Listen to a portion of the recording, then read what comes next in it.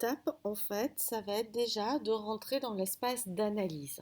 Donc pour ça, on va ouvrir une enquête. Donc ici, je vais prendre dans le registre des enquêtes qui existent déjà, automobile. Je vais rentrer dans cette enquête et en fait, je vais avoir donc plusieurs fenêtres. La conception, ça, c'est la création du questionnaire, diffusion, collecte. Les données, c'est le tableau Excel avec toutes les données disponibles sur cette enquête et l'onglet analyse. Donc, quand on ouvre analyse, effectivement, on a ici un clic nouvelle vue. Ici, je peux choisir effectivement des formes déjà existantes. Voilà, moi je vais faire très simple, je vais prendre une vierge et je passe au suivant. Je vais lui donner un nom. Ça peut être tableau à plat, redressement, le morceau de votre partie, ce que vous voulez. Donc moi je vais l'appeler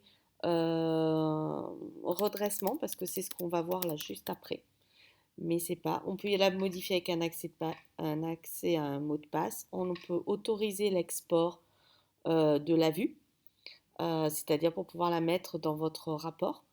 On peut opter pour un dépouillement automatique. Dans ce cas-là, il va sortir tous les tableaux à plat, les uns derrière les autres. Je le déconseille parce que tout est imposé, la mise en page, et enfin moi je préfère le faire manuellement, tranquillement à mon rythme. Ça me permet de comprendre les tableaux et de voir et de capter l'information au fur et à mesure.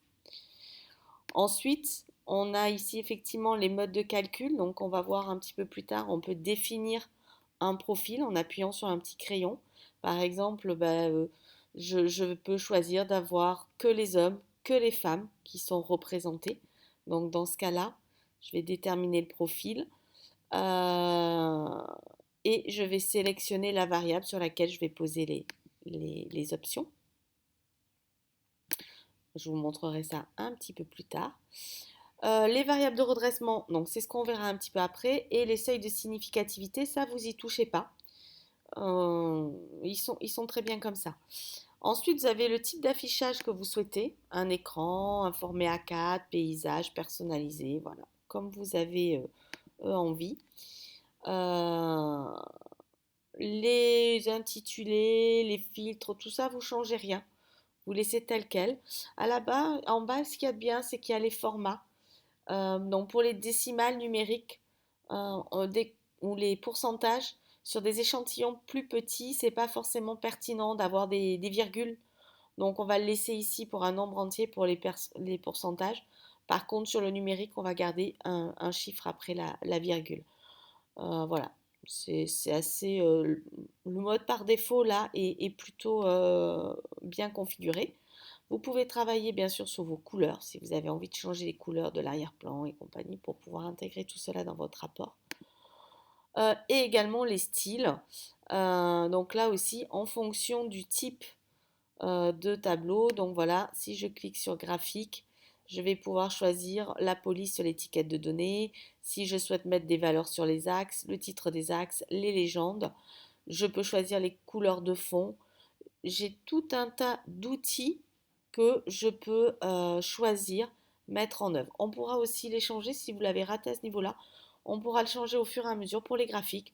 Mais à tous les moments, vous pouvez revenir de toute manière sur cet espace de configuration pour pouvoir remodifier complètement tous les graphiques de la vue. Une fois qu'on a tout réglé, on fait OK. Et là, effectivement, vous voyez, j'ai ma vue qui s'est créée. Donc, je peux aller chercher ici un tableau que j'ai envie. Voilà, là, j'ai juste posé, est-ce que les gens ont une voiture?